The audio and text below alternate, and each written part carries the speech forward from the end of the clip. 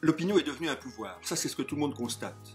La question c'est que ce pouvoir reste très flou, et que quand on est un pouvoir soi-même, quel que soit ce pouvoir, direction d'entreprise, autorité publique, à quelque échelon que ce soit, ou même organisation non gouvernementale qui a besoin d'exercer une influence, on a besoin de comprendre comment ce pouvoir est structuré.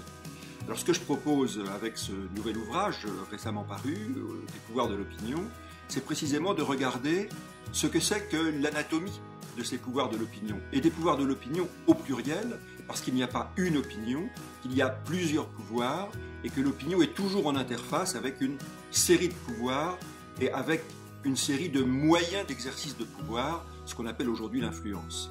Pour comprendre ça, il faut faire un peu de rétrospectif et faire beaucoup de prospectif. L'opinion est un phénomène démographique. Il faut se rappeler que l'opinion, c'est des gens. Et on ne peut pas dire les Français disaient ça il y a 10 ans, et puis les Français diront ça dans 10 ans. Ce ne seront plus les mêmes Français.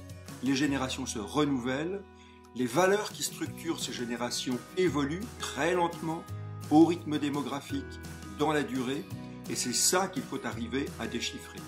D'où vient cette opinion qui structure la société? Qu'est-ce qui va structurer l'opinion dans la société demain? Et quelle est l'interface, surtout pour cette rencontre avec l'ADTEM, quelle est l'interface entre cette structure de l'opinion et ce qui arrive aux marques dans l'espace public, à la fois société et marché? Voilà très schématiquement à la fois le propos et de ce livre sorti à la fin de 2017 et de cette rencontre aujourd'hui avec l'ADTEM.